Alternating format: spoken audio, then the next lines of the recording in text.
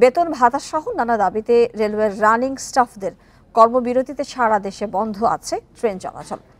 এতে ভোগান্তিতে পড়েছেন রেলের যাত্রীরা। রেলওয়ে কর্তৃপক্ষ জানিয়েছে যাত্রা বাতিল হওয়া ট্রেনের টিকিটের টাকা ফেরত দেওয়া হচ্ছে যাত্রীদের। এদিকে মালবাহী ট্রেন চলাচল বন্ধ থাকায় সারা দেশে পণ্য পরিবহনও ব্যাহত হচ্ছে। এ নিয়ে আরো জানাতে কমলাপুর রেলওয়ে স্টেশন থেকে যোগ দিচ্ছেন সহকর্মী আদিলুর রহমান। আদিল, সারা দেশে ট্রেন চলাচল বন্ধ এবং বেতন ভাতার দাবিতে যে রানিং স্টাফদের কর্মবিরতি, ভোগান্তি জানতে চাই যারা যেতে পারছেন না ট্রেনে, কি ভোগান্তিতে তারা আছেন এবং তাদেরকে বলা হচ্ছে যে ট্রেনের টিকিটের টাকা ফেরত দেওয়া হচ্ছে, তারা কি ঠিকভাবে টাকা পাচ্ছেন?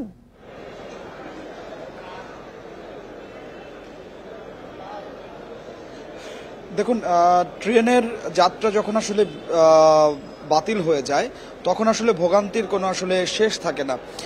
এই ট্রেন আসলে একদিকে যেমন আরামদায়ক ভ্রমণ, অন্যদিকে যানজটের ভোগান্তি এড়াতে, মহাসড়কের ঝক্কি ঝামেলা এড়াতে অনেকে আসলে ট্রেন ভ্রমণকে বেছে নেন, দ্রুত সময়ের মধ্যে গন্তব্যে পৌঁছতে পারেন।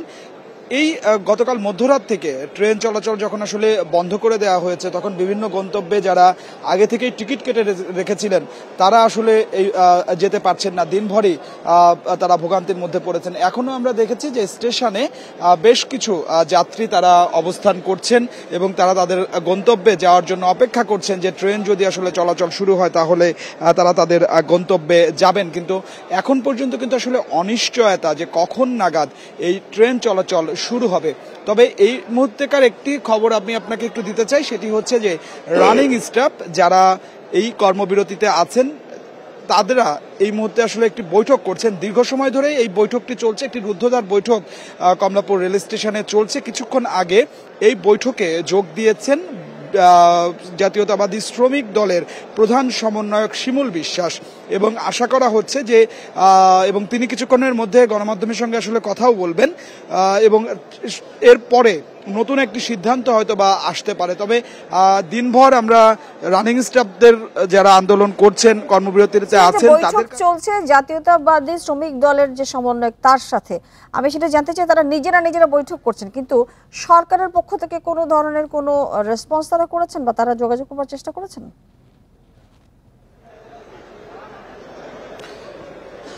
দেখুন, আজকে কিন্তু আসলে রেলওয়ের ঊর্ধ্বতন যে কর্মকর্তারা তাদের সঙ্গেও কিন্তু আসলে তারা কথা বলেছেন, তাদের সঙ্গেও তাদের বৈঠক হয়েছে।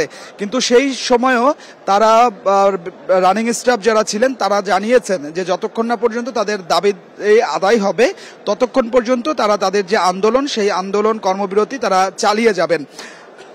আজকে আপনি জানেন যে রেলপথ উপদেষ্টা তিনিও এখানে এসেছিলেন, তিনিও গণমাধ্যমের সঙ্গে কথা বলেছেন। অন্যদিকে অর্থ উপদেষ্টা তিনিও গণমাধ্যমের সঙ্গে কথা বলেছেন। দুই উপদেষ্টাই বলেছেন যে এই যাত্রীদের জিম্মি করে যারা এই ধরনের কাজ করছে, দাবি পূরণের চেষ্টা করছে, তাদের ব্যাপারে কিন্তু আসলে সরকার কঠোর অবস্থানে যাবেন এমন একটি হুঁশিয়ারি কিন্তু আসলে সরকারের পক্ষ থেকে একরকম দেয়া হয়েছে।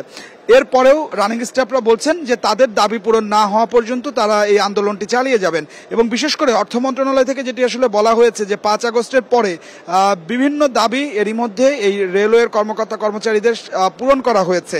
এরপরেও তারা যদি আসলে দাবি করেন, এখনকার যে অর্থনৈতিক অবস্থা সেটি আসলে যৌক্তিক নয়।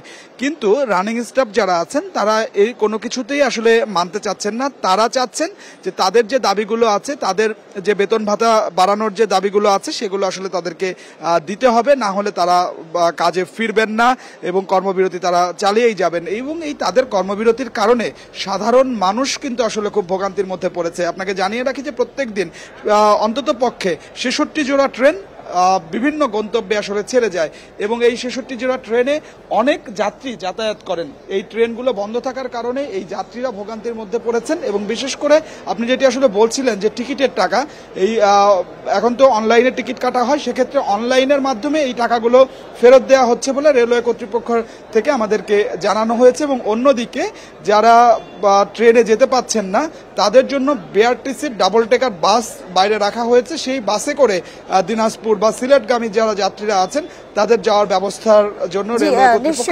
আদিলুর, আপনাকে ধন্যবাদ, আপনি সেখানে থেকে আমাদের তথ্য দিয়েছেন। নিশ্চয়ই পরবর্তীতেও আপনার কাছ থেকে আমরা আপডেট নেব। ধন্যবাদ আপনাকে।